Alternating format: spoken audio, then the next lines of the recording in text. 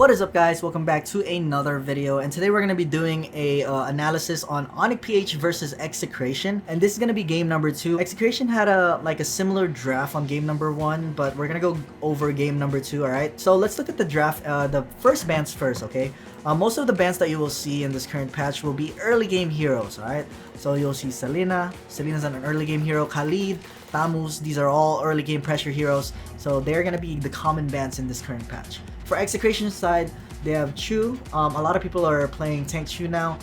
Hilda, and they have Uranus, which are both early game heroes. Chu's early game is not as strong as Hilda and Uranus, but Jay has been playing a really good Chu recently on his past few games, so that's why it may be a respect ban. I honestly would have banned some other hero, like maybe Jawhead or Ruby, but Chu is not a bad ban as well. So Onic PH actually got a first pick here, and they first picked Farsa. They could have first picked something else, but then again, they are working with their hero pool, so they cannot just pick whatever they want. Alright, so if a team has such really deep hero pool, they could have picked Ruby and Jawhead here. Ruby and Jawhead are really prioritized right now and very strong. Ruby has very low cooldown on her skills and is actually really good against Khalid, but then Khalid is banned. Nevertheless, Ruby is still a really good pick. A lot of CC, a lot of sustain, and low cooldown. Alright, actually Jawhead is really good because his early game pressure is very annoying for the core.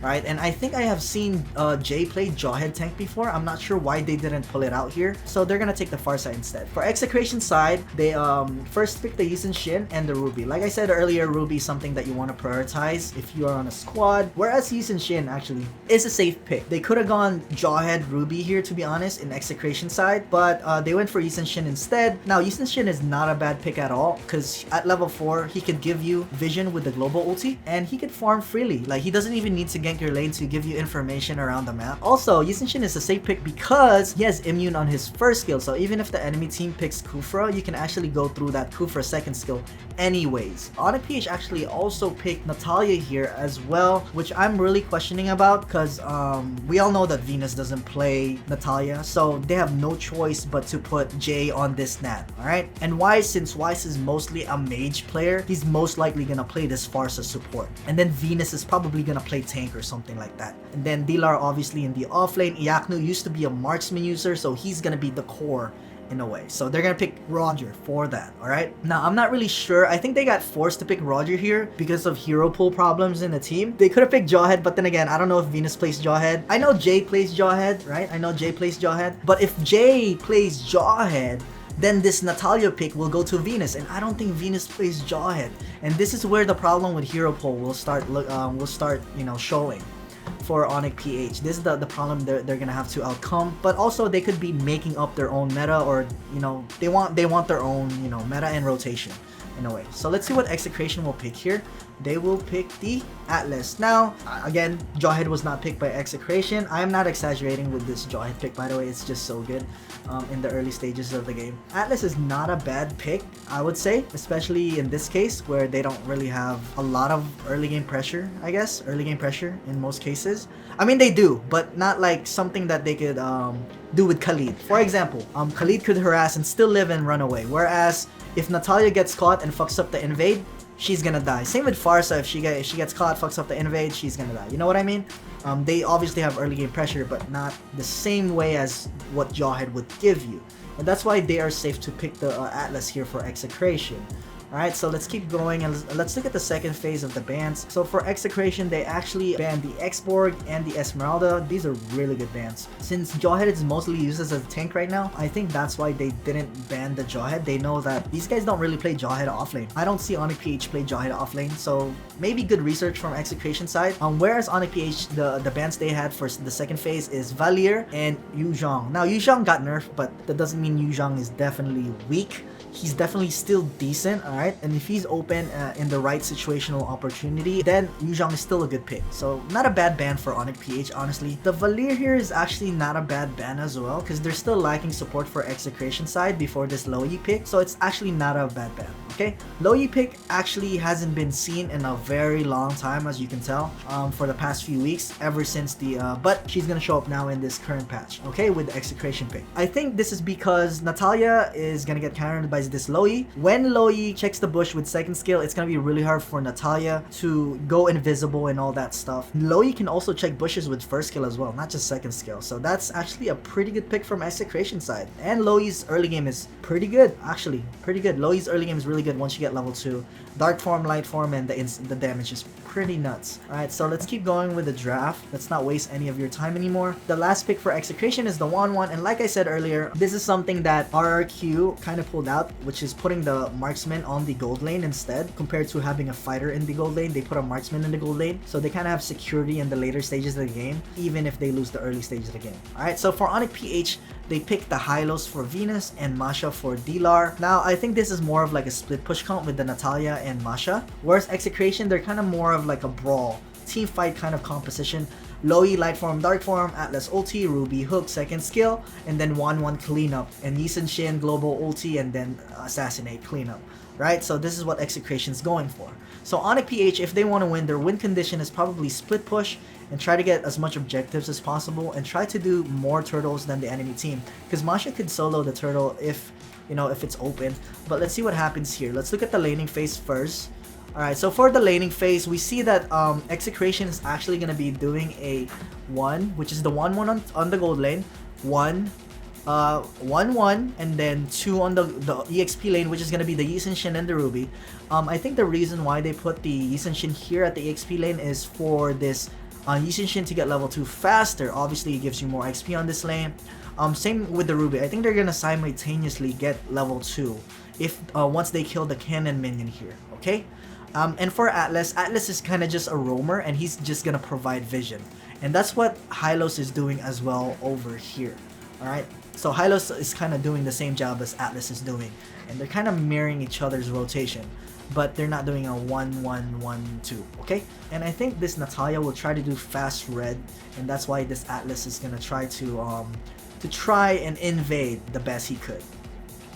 Now we see Masha trying to harass the Yi Shin, but obviously it is a Masha level 1, so, and with the Ruby, that's why it's gonna be really hard for him. Now Chaknu is doing not so bad with trying to steal that buff, but Jay was actually able to secure the red buff, alright, with the retribution. Now what level is Yi Shin? Even after EXP lane, Yi Shin is level 1, so I'm not really sure what the point is of putting Yi Shin here at EXP lane, because even Ruby is level 1 as well. So I really don't know. I am not a big fan of this rotation, the way execration is using this team comp. And we see that this 1-1's about to get dived actually. We see Venus here trying to put pressure on a level 1-1-1, because I think he missed a minion, and that's what made him go level 1. Because usually when you clear one lane minion, one full wave of lane minions, you should be level 2, especially if you're soloing. And I think this is a mistake on Benny Cutie's side, and Farsa is here as well. Farsa, so there's 3 people top lane right now: Venus, Farsa, and the Roger. So it's a 3v1, and this 1-1 is actually I don't know, he's trying to get this last minion. So he didn't kill this last cannon minion, and that's why he did not get level 2. Alright, so he prioritized trying to harass the Roger instead of clearing the wave instead. And that's why he's gonna get dived here by Venus. And I think Venus's second skill got, Venus's second skill activated way too early, which made it that the tower focused Venus way too early, I would say. Let's see what Farsa will do here. I feel like this gank is really messy. They do have a minion already, and we see that Roger is trying to use first skill right there. Farsa tried to use first skill as well. Why did... Not really sure why Farsa flickered right there. This is this is a really messy gank. One of the messiest ganks that I've seen in MPL history. You see Farsa with flicker still, and then he flickered right here because maybe he wanted to kill 1-1. Not really sure, but watch right there. And they really wanted to kill this 1-1, and they ended up getting traded anyways. Venus's Revitalize was not early enough. He should have dropped it early enough. And Roger got the kill, but that doesn't matter. 1-1 still managed to get a 1-for-1 trade. So that is a really bad gank. You don't want a 1-for-1 trade, especially if you're ganking with 3 people, alright? That's not something that you want to see. And plus, Loyi sees this, so Loyi's most likely going to trade this Roger. This Roger is not looking good. He is 1 HP, and Atlas is here to secure the kill, and that's going to be a 2-for-1 trade in favor of execration. Really messy early game so far for execration. A core for a core with a tank as well for Onic side. That is not something that you want to see. I'm not a big fan of the Yisun Shin going into the AXP lane. I just don't think there's any point in doing that. I think it's better for Yisun Shin to just clear mid. Still clear mid. It doesn't make a difference. And just have this Ruby to get to level 4 a lot faster. Alright, just let the Ruby be alone in the AXP lane. Alright, let's see here. Onic J, counter jungling. Yisun Shin he still doesn't want to do his jungle for some reason. I think he's trying to prioritize lane minions right now. He's not gonna buy jungle item until, alright, he is securing his buff. He's not gonna buy jungle item until he secures his buff. It looks like Ruby's about to get ganked here. Natalia did really good here. I don't know if Nat does not have execute, so he's not gonna be able to kill this. Loi is gonna be here to respond from the gank.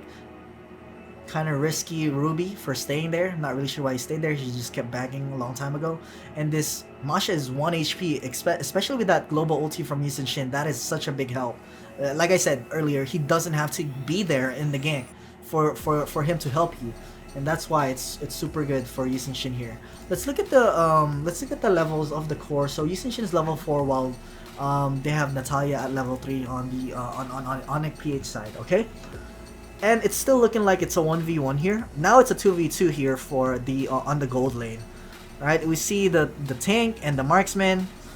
This is kind of like a 2-1-1-1 setup. The one that I showed you guys on the first laning phase guide that I showed you guys on Facebook.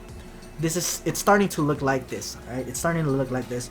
And they're playing it more kind of like a League of Legends kind of style of gameplay. Obviously the rotation and the early game is a little bit different, but the laning phase is definitely kind of similar, very similar to how League of Legends players will do it. And this Onic PH, a bunch of them are previous League of Legends challenger players. So I guess this is what they came up with, their own meta, right, that they want to try and pull off. Obviously they need to experiment it in the MPL to know if it's gonna work or not. Alright, so I do have respect for Onic for trying and, you know, not going with what most people will do, which is a 1-3-1. You're gonna see for a majority of the teams they're still doing 1-3-1, whereas Onic they're kind of doing something a little bit different, right? So this is something good. This is something fresh and something new for everyone. Okay. So right here, the 2v2 was actually won by, I guess, Wanwan and Atlas. They just got out pressured.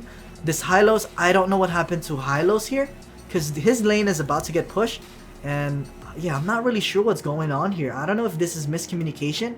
Iaknu has been doing a 1v2, and Venus, I'm not sure if he's paying attention, and they actually got a good amount of gold by getting the shield here for Wanwan and Atlas. That is something that I want to point out, by the way. You actually get, let's say you're doing a 4-man gank here in this lane, okay? In this lane, a 4-man gank, and all 4 of you actually try and get the shield. All 4 of you will benefit from the extra gold that you get from the shield. So it's actually better to do more people when you're doing a siege on a tower at the early stages of the game. You want to take advantage of that tower gold that it gives you for the shield. And now it looks like Atlas is just gonna be supporting this 1-1 this whole time. And they know that they've already won the matchup, honestly, since early game. So this is not looking good for Onic PH. The problem with the rotation here, compared to a 1-3-1, is you're gonna notice, for both execration, they have 2 people here. They had 2 people here. Atlas is about to rotate to the turtle, since the turtle spawns at 3 minutes. But Onic PH, they still have 2 people here on the gold side, where the turtle is gonna be on the opposite side. So if execration wants to take this turtle, they can, because they actually have the mana advantage here. And they're ahead early game. So let's see what happens here. Nobody's still trying to take this turtle. Yisun Shin is level 6, whereas Jay is level 5. So the cores, they're kind of, the experience is not so far ahead. They're kind of just close to each other. Wanwan is just gonna farm. He gets the green camp there sometimes if Yisun Shin has no time to get it. Yisun Shin is gonna secure the blue, so this is something self-explanatory. So they do have a designated jungler, I feel like, for execration. Same with Onic, they have Natalia, they both have their designated junglers. From what it looks like, Atlas was still actually here at top lane, like towards top lane at least, with the Hylos, and he has vision. Roger is gonna recall, Wanwan is still up here, so it's gonna end up being a 3v3 here on the turtle, okay? So let's see who gets this. This is all up to mechanics and fundamentals and zoning. I feel like early game, honestly, early game, I feel like execration has the advantage. And that's why it's really hard for Onic to contest that turtle. And Farsa did not even contest for it, actually. That Farsa was just mid lane clearing, whereas Jay tried to steal the turtle, but it was way too late. And Yishin ended up clearing, securing the turtle with Retribution. Now, Hylos, I think, was second guessing whether if Hylos was gonna help the turtle or not. But since Execration got it so fast, Hylos is gonna end up rotating here at top lane again to help the Roger, because he is getting bullied 1v2 right now against this Atlas and Wanwan. So I feel like this is both messy from both teams. I don't know, it just feels so messy for me from both teams. Not just Onic PH, mostly from Onic PH. But Execration has their flaws as well from what it looks like. Yeah, I feel like this could be perfected a lot better with the current rotation they have. Let's see what happens here. Atlas actually ulted the Farsa, and Farsa was forced to flicker away. So the good part about Atlas here is he can go from top lane to mid lane really fast with second skill. So that's the good thing about this Atlas, and that's what they're taking advantage of right here for Execration, which I really like. A lot of people are exaggerating the Yishin. Oh, that is mind-blowing top place. Yishin being on the EXP lane at level 1, I don't think it does anything. Because after the EXP lane minions, Yishin was still level 1. So it doesn't matter. It's actually, I think it's still better to be at mid lane and just clear. Alright? So people are like, oh, it's next level play. No, it is not next level play. I thought Yishin was going to be level 2 simultaneously with Ruby. But apparently they're both level 1 after the lane, the wave at the bot lane, which is the EXP lane. Alright, so let's see what happens here. I feel like whoever has better team fight will win, and Execration is made for team fight. Good thing Wanwan is really good at dodging those Farsa ultis, and very nice prediction right there for Wanwan, knowing that Natalia might be around. You can see right here. And actually Execration, Yishin actually ulted so that they have vision on this Natalia. And this Wanwan ended up knowing that, right here. And he first killed there. Very nice map awareness from Wanwan here. Nice play from Benny. Man, this guy's playing insane, out of his mind. I like it, I like it. I actually prefer the other emblem, Marksman emblem for Wanwan, so you have a slow. Yeah, I'm not a big fan of this emblem for Wanwan, but whatever, it's not a bad emblem. It's just, I think the other emblem that gives you a slow, I forgot what it was called. It like electrifies the enemy and it slows them down. It is better, so that you can actually stack. You can get all your stacks on the enemy. Let's see what happens here. Now the turtle is up again. Obviously both teams are going to try to contest for this. And it looks like Natalia was actually able to secure it with the Retribution. Yishin wasn't there to steal it. Atlas and Wanwan looks like they're still gonna be pushing this top lane. Wanwan is not even there. Wanwan is dead, so this Atlas is pushing by himself. I feel like both these teams kind of don't have a full grasp of the meta. I said earlier that Execration had a full grasp of the meta, but I feel now I feel like they don't.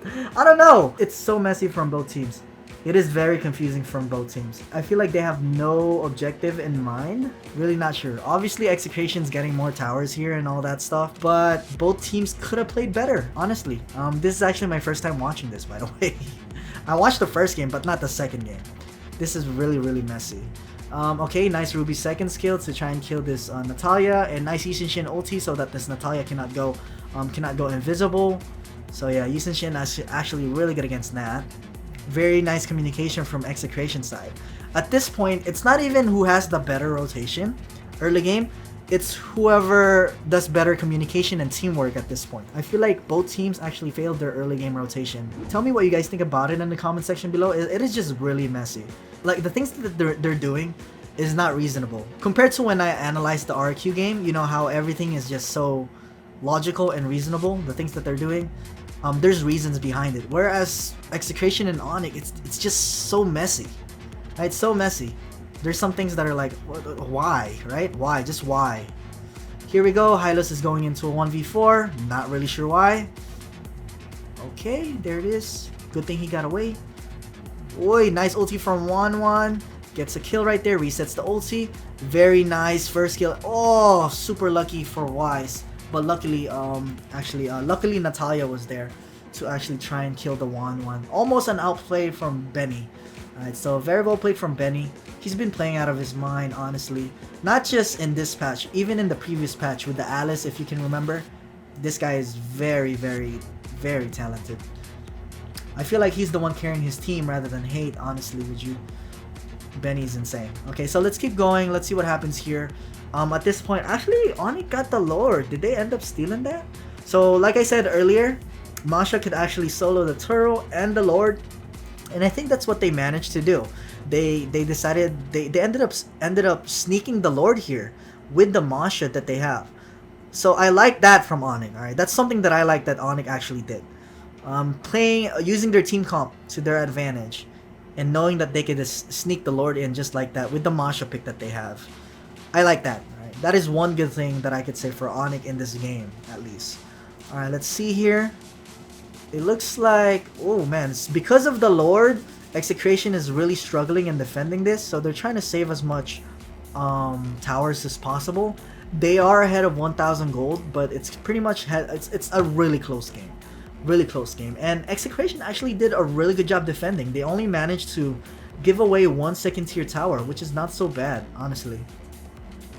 Alright, so let's see here what happens next. I'm guessing the next Lord also goes to Onic, and that's why it got to late game, and then Execration ended up getting a good set. That's what I'm gonna expect to see here.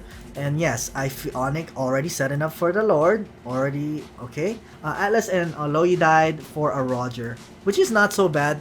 The important part here is they still have the Masha and the Natalia for this team, so that they could secure the Lord. So as long as Natalia have Retribution and Masha's there, they could do the Lord. So let's see what happens here. Looks like Masha's hiding in this bush. Let's see what happens here. And it looks like there's going to be another team fight that's going to happen. High-lows. I feel like Execration focused too much on this high-lows. They literally threw almost everything on this high-lows from what it looks like. And actually Onic was able to secure a Lord. Again, like I said, they were able to sneak in a Lord here. Like I said earlier, but Execution was way too late with the Loyi ulti, right? So in order to trade this, they need to kill a couple of members from Onic's side, and that's why they wanted a brawl here. If I was Onic, I really don't know why they fought this. This is so bad. I really don't know why they fought this. Really. If this was me, I would just let Hylos die, man. They already 1 HP. Let Hylos die, reset, wait for the Lord and go.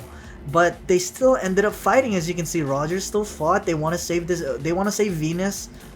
Whoever shot cold for this, that was a bad call. Venus should have just died and they should have just reset. So now they get the Lord without the Roger and the Hylos, instead of compared to a Hylos just dying and then Roger being able to push with the Lord. You know what I mean? So definitely a mistake there from Onic's side. Maybe a miscommunication.